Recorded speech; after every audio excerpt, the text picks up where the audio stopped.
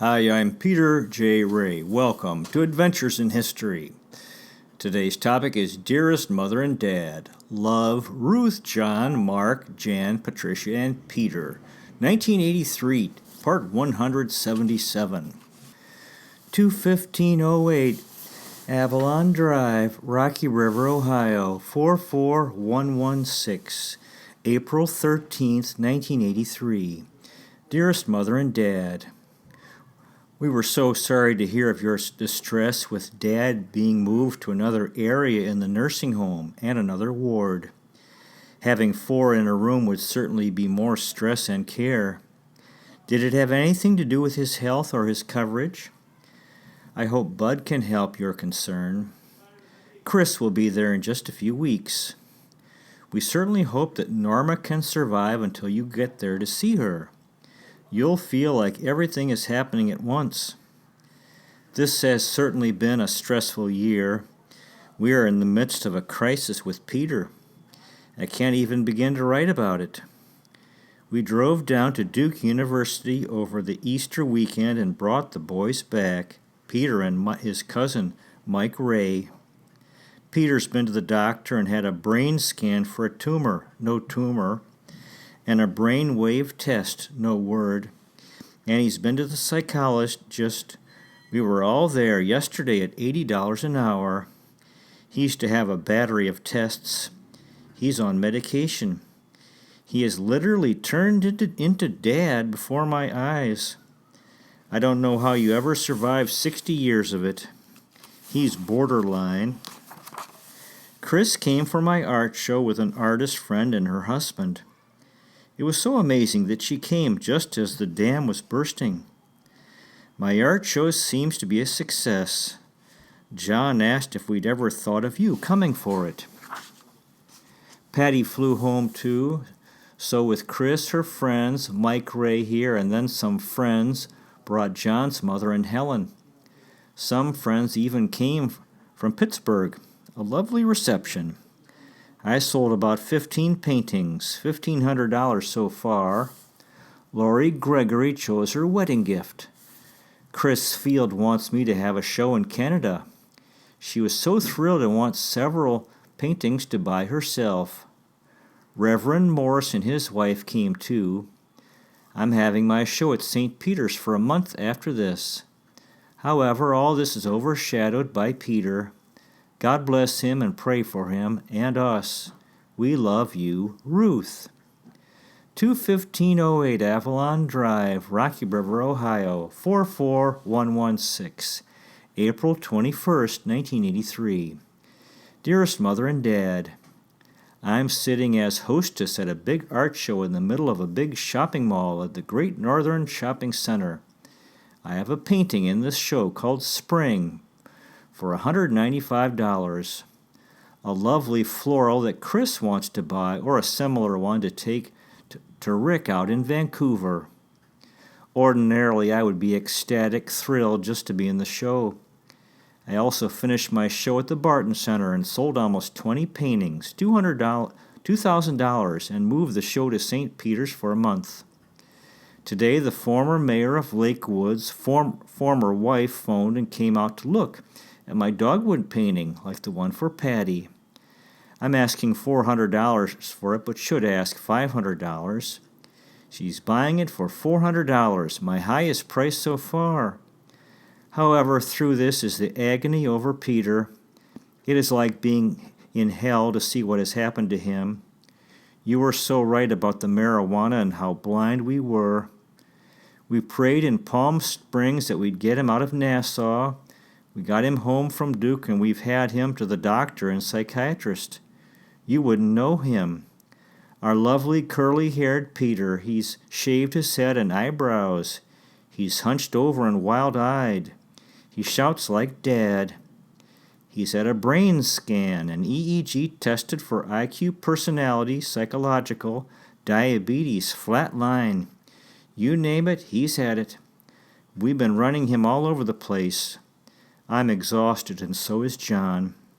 How you survive 60 years of it, I don't know. Tomorrow, Dick, Joan, and Mike come. Mike flew home Sunday, and Rachel Andrus comes from Toronto. Chris was here with 2 friends for my show and Patty also. I guess I just have to have faith. Patty warned us long ago, you also, Mark too. Dick Morris told us about a friend of his like Peter. Monday morning, what a weekend. That night, Thursday, that I began this letter, Peter went to his Boy Scout leader's home. The man was beating his wife, and Peter intervened. We got a call. They were going to call the police on Peter. Peter demanded to be put in jail. We got him home with Keith's help. I went back to help Edie Euchre. Friday, my cleaning woman came. Duplicate bridge luncheon here, day after tomorrow. Dick, Joan, and Mike Ray came. Rachel came. We saw the psychiatrist. We may have to put him in a hospital. Mark phoned that he believes Peter has hypoglycemia, low blood sugar, which precedes diabetes, but is controlled by a diet. No sugar, no alcohol, no beer, and regular eating. Peter has been fasting like Mahatma Gandhi. His glucose test was a flat like on Monday. We all went to the symphony Saturday. 11 tons of stone are coming tomorrow. Help. Love, Ruth. P.S. We put up my new art show at St. Peter's for a month, open Sunday. Peter and Mike walked to church to be there since we had left early with Rachel. Patty phoned she may get into medical school or genetics at Sarah Lawrence in New York. She's going to Europe this summer. 21508 Avalon Drive, Rocky River, Ohio, 44116, May 18th, 1983. Dearest Mother and Dad, this morning I'm at the Kidney Blood Dialysis Center for 3 hours. Our superintendent of school's wife had both kidneys and her spleen removed 2 weeks ago and has come in for years here for dialysis, cleaning her of her blood 3 times a week. She hopes to go on the kidney transplant list later in June. So today is my day to bring her here. It's for 3 hours. I awoke at 5:15 a.m. and picked her up at 6:30 a.m. to drive her here, and we'll be home by noon. I'm also to prepare their dinner for them. However, there seems to be more things she cannot have, so it will be a challenge. No salt, no dairy products, no root vegetables. I was glad to talk to you and that you survived the trip okay. I had hoped to talk to you while at Norma's. I had thought of phoning Patty's friend, Mary's sister Jane, to see you there, who was a lawyer, married to a veterinarian. They lived in Tacoma, and Peter stayed with them when he was there. It was good to talk to David and hope his cataract surgery went okay. He seemed quite up about Norma seeming better. I hope it continues. He said you had mentioned a family reunion this summer. We plan to go up to Chris Field's home for her July 1st, 70th birthday. And I have to make travel plans for Regina, Vancouver, and Alaska for the end of July. Patty has sublet her apartment for the summer and will be home June 2nd to the 12th, and then to Chicago, and then to Europe for 2 months, her 4th trip. We went to New York to hear her play her viola in a beautiful concert. It was lovely and a nice weekend. Mark and Janice came down from Boston, too. It was so good to see them, too, and sure they enjoyed it. We wish Mike and Peter had gone, too. Peter had been in the hospital all week for a 3-day fast to test him for hypoglycemia. He tested okay, but it was a miserable week for him. Then the psychiatrist suggested that he go into the psychiatric ward in Cleveland. But while we were away, he changed his mind. He decided he wanted to go back to Duke University to be with his friends for his birthday. He did promise to go into the hospital there. He and Mike are staying with the girl in the dormitory. So far, he hasn't seen the doctor, but is supposed to. Has an appointment for tomorrow, so we hope that goes okay. It's been a terrible ordeal to see him go through all this. I do hope that we see Peter himself again. He was so good and has become so different. It's heartbreaking. We went to a wonderful orchestra ball, $250 Saturday, and ate and danced on the stage of Severance Hall, a gorgeous party, with our sad hearts. We went to a lovely bridal supper shower last night at a neighbor's for the girl marrying one of Peter's friends. We're going to a lovely tea today. It's beautiful weather and the garden is lovely. We bought 2 pink dogwood trees Saturday. One for the cemetery for John's secretary's husband who died last year. Peter is constantly taking enemas now, too. We hope they'll give him some attention at the hospital. My painting was chosen by the Society for the Blind for their Christmas card. They called yesterday to get my signature for it and some words about me. So I'll sign it with Ruth Smallshaw Ray. They'll give me some cards, too, so I'll send you some. I think I'll buy some too. Maybe Bud would like some. People give a donation for the Society for the Blind and get some. It's a winter scene. I also got another award for my seashell painting. I even entered Helen's painting and she got one too. I paid her entrance fee and her dues. My show was at St. Peter's for 4 weeks. I had sold 20 paintings at the Barton Center, but only 3 at St. Peter's. However, a neighbor phoned and came yesterday to see them at home. She wanted the seashells, but I won't sell them. I did sell the dogwood like Patty's for $400. I painted some for the shower last night, Queen Anne's lace, since I've sold all those. She chose the iris. In New York, John took some clients to lunch on Wall Street that he was going to trial for. I went to the art places and then walked 40 blocks and met him at the United Nations, and we went on that tour. You'd have enjoyed it. I wish we'd taken you there. Patty suggested it. We still have 11.5 tons of stone at the picnic area waiting for Mike Ray to come back to build the wall down by the beach house. He wants to stay with Peter until he gets treatment. Now we're supporting both boys. Some of my friends came over and we sat out around the picnic table and prayed for Peter on his birthday. He's been doing some swimming at Duke, which seems to calm him. Please pray for him. Helen Lacey moves this weekend to a retirement home in Pennsylvania near her sons. The psychology professor and his wife of Oberlin had us down for a lovely dinner for her the night Peter and Mike left. They were going to hitchhike, but the doctor persuaded John to give them bus money, a 16-hour bus trip via Washington, D.C. and Virginia. We're going to Washington June 18th for a wedding. A lawyer friend whose son graduated from Dartmouth and is in law school is marrying a black girl who graduated from Dartmouth in Washington Cathedral. We're glad you had a good trip. The suede jackets are only in purple and beige, no green. God bless. Love, Ruth. 21508 Avalon Drive, Rocky River, Ohio, 44116, June 2nd, 1983. Dearest Mother and Dad, we just flew back from California from John's Uncle Ted Zook's funeral in Santa Barbara. His wife Evelyn had phoned us last Thursday night that Ted was dying of cancer of the liver. He'd been in such great pain that they had to give him morphine. He died that night, May 26, and she called us several times the next day. John is co-executor of Ted's will, and she was so glad that we flew out. We flew out with John's Aunt Lenore and Dale to Los Angeles and drove up to Santa Barbara. They certainly have a lovely place. We had visited them in February. They have 5 acres atop the mountain at Hope Ranch. The cemetery was in a lovely place between the mountains and the ocean. Such lovely surroundings. We ate out so many nice places. The country club where there were some Arab sheiks. Evelyn seemed to appreciate so much that we went. She is really alone.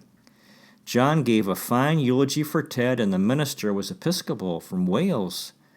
There were only 11 people at the graveside services. The 4 of us, the minister, the funeral director, the nurse, the lawyer, and his wife, and the friend of Ted's who had got him to go out there. Evelyn's mother is in a retirement home there, age 89. Ted had so much silver and gold coins and stamps that after the funeral and the next day after the will was read, they opened 2 safety deposit boxes, and we opened the vault he had at home, and we all carried the valuables in boxes to the bank. It was an unbelievable sight to see us carrying out these silver bars. The will was also very unusual. Some of the relatives got thousands and some only $1. I'm glad you've been praying for Peter. He flew back from Duke University and has been in the hospital having psychiatric care. He came home last Sunday and went to a picnic with us and went canoeing with Michael and went back to the hospital. Michael visited him while we were away. He phoned us tonight and told us that he feels he wants to get treatment for being addicted to marijuana. He cried over the phone and said that he is so ashamed for what he's done. He said that he was so lonely that's why he smoked marijuana. Keep praying for him.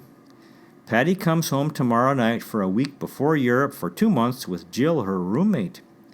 Patty's been accepted into medical school in Cincinnati. I'd sent out invitations and I'm having a coffee for 30 of our neighbors on the street next this Tuesday and have lots to do to get ready. Mike has almost finished the stone wall down below. I stayed with Evelyn each night because she was all alone, and she said I was just great and could come back and spend a week with her any time I'd like. John was such a help to her, the eulogy, the will, the vault, and safety deposit boxes, driving us all around and taking us out to breakfast and dinner and lunch. We even went to Don the Beachcombers last night. Thank you for your letter. Yes, Rachel came the night Ted died and was here. She visited Peter at the hospital. Yes, she's going to Banff. She also wanted to visit Patty in New York, but Patty's coming home. I'm so glad Norma's getting better. We're going to Toronto the end of the month for Chris's birthday and to Regina the end of July, and to Vancouver and Alaska, I hope. John's meeting is in Vancouver the end of July. We certainly hope that Peter can get better. It's really been hell, unbelievable. So glad you enjoyed visiting your relatives. God bless. Love, Ruth. 21508 Avalon Drive, Rocky River, Ohio, 44116. June 13th, 1983. Dearest Mother and Dad, this has been an unusually busy time here lately. I'm sure it has been for you too. Your trip west, Bud's birthday, Janet coming next month, and your garden and all your other activities.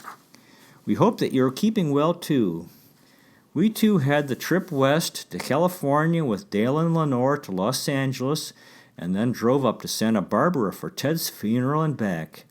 It was an exhausting trip, but beautiful. Patty has been home for 10 days, and that's always a busy time.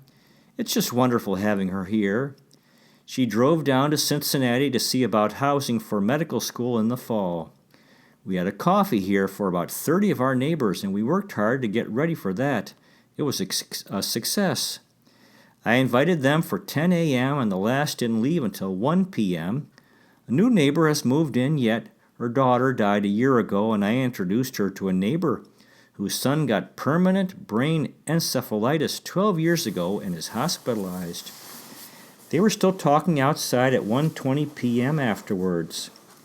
Patty had me hang more of my own paintings and moved a lot of things out of the closets. Now I have to do something with them. She left last night, flew to Chicago and Jill Kaplan's, and then the two of them fly to Paris, France tomorrow for 2 months in Europe. They fly back from Rome the middle of August. They have a Eurail pass to travel around. Jill and her brother both start medical school in the fall, too. Patty has sublet her New York apartment. Peter was home again for the weekend, and John, Peter, Patty, and Mike all went sailing twice. Peter moved to another hospital yesterday. He seems better. He's concerned about the future, though. His girlfriend from Duke University called him and has written every day. We think our prayers have helped. Patty was having such a good time in New York that she hated to leave. She went to a 1950s party at Sotheby's, the art auction place.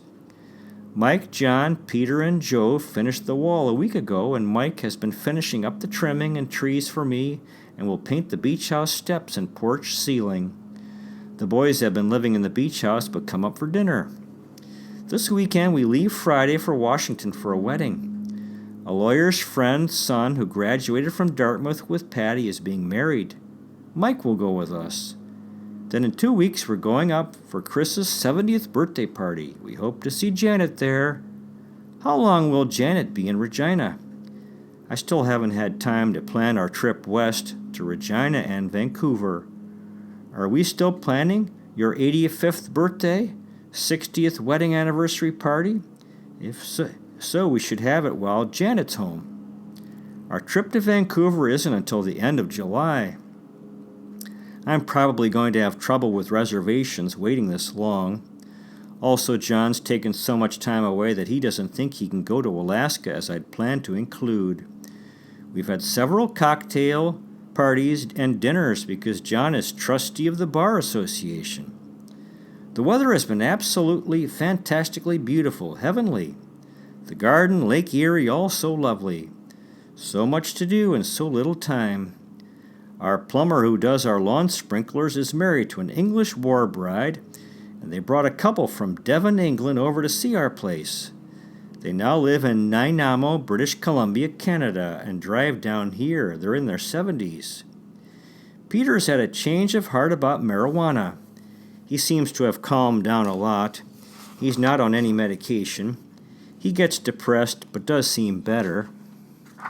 He's concerned about his future, about a career, about losing his temper, and about his addiction. We're going to the hospital tomorrow to meet with the new doctors.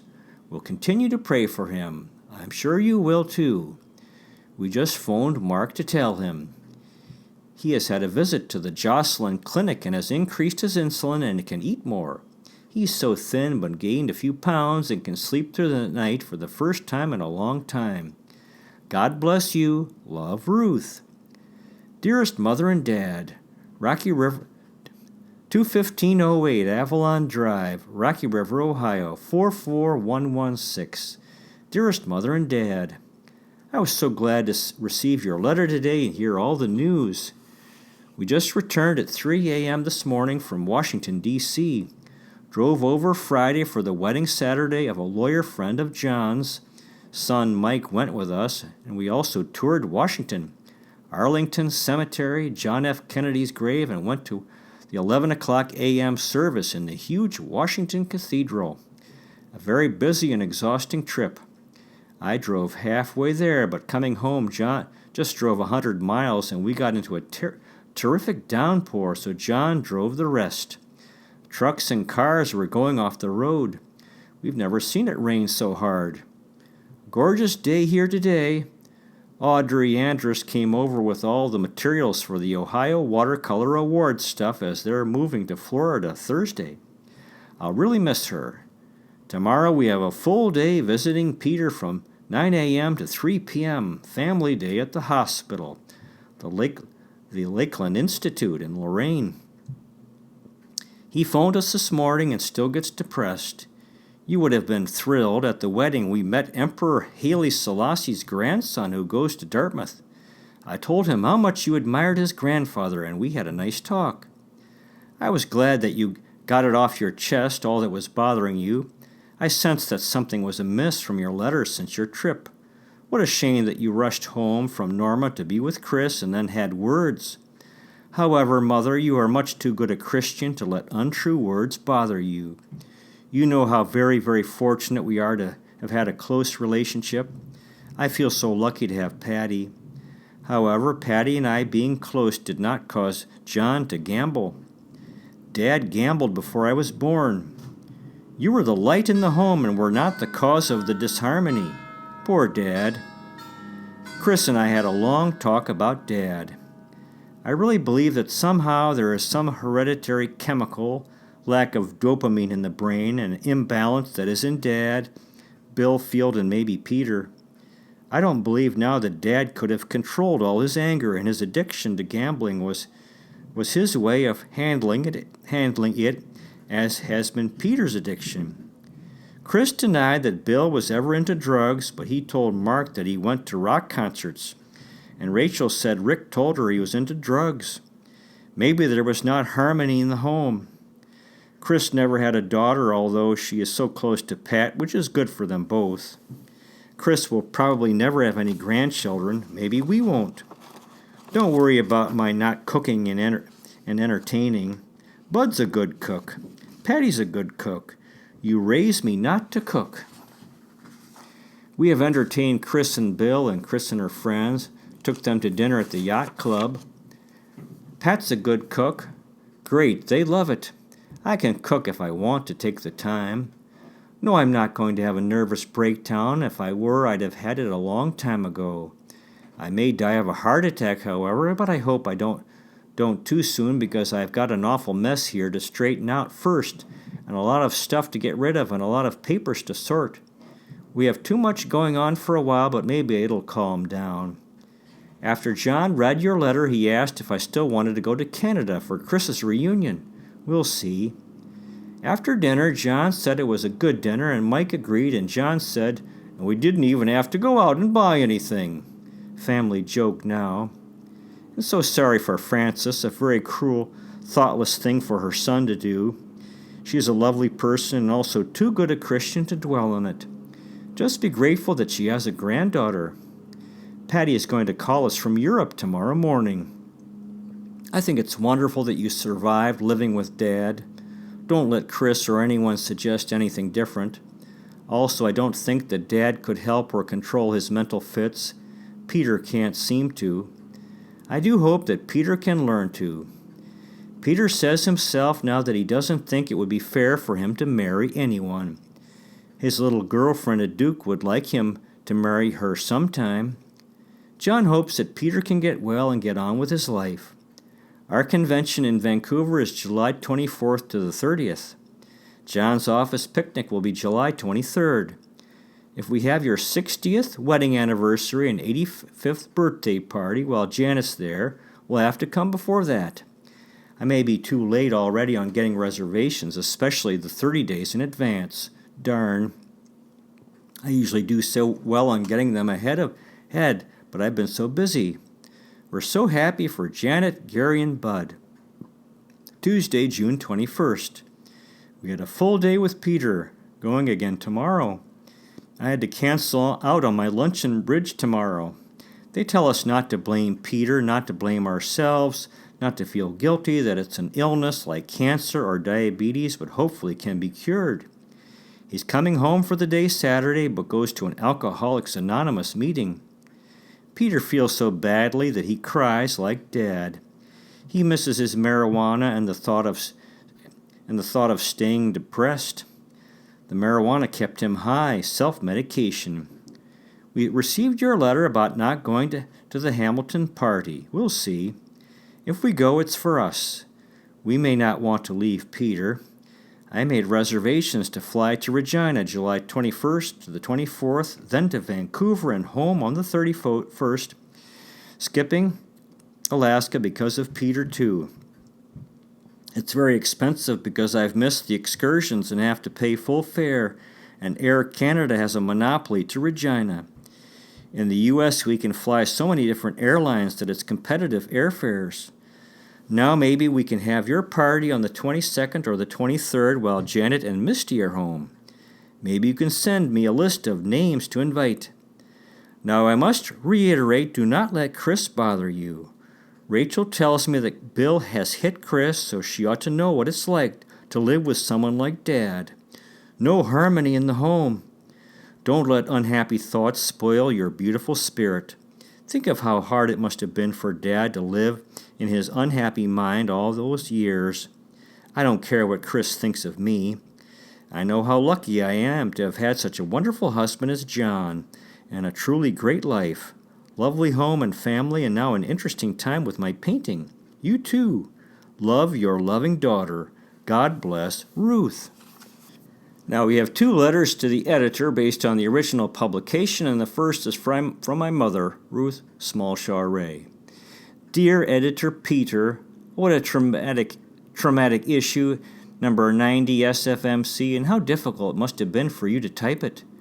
It was even more so in the actual events that I didn't even want Mother to know. I remember Mother sitting all packed at 8 a.m. when she visited with us at Duke, and she said, "We have to take Peter out of here," and I just laughed. She was more aware than we were then. Even earlier, when you were in the beach house and laughing in the lake at night, and I wanted John to see about it, and he just thought it's something you would get over.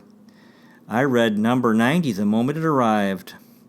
On a lighter note, I still have even more stuff, but I'm trying. 20 years later, and we're again flying out to Palm Springs. I remember John and I praying for you then, clasping hands by the bed. Keep on keeping on. We hope that you can help others. Blessings, love, Mother. Ruth S. Ray, Rocky River, Ohio. And the next letter is from John S. Ray, my father. Dear Editor, what a wonderful letter you wrote to begin SFMC number 90. Outstanding. The letters of your mother bring back so many very, very painful memories. Thank the good Lord that the story had a happy ending.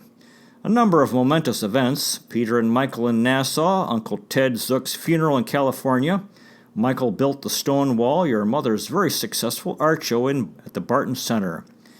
It was interesting that 20 years ago we went to Palm Springs and we are again going in a few days. I did not know that Red's mother had raised her not to cook. A life full of great joy and great sorrow. So much to be thankful for. Praise the Lord. Love, Dad. John S. Ray, Rocky River, Ohio. Well, that concludes today's presentation. Thanks so much for watching. Really appreciate it. God bless you. Take care, and I'll see you next time.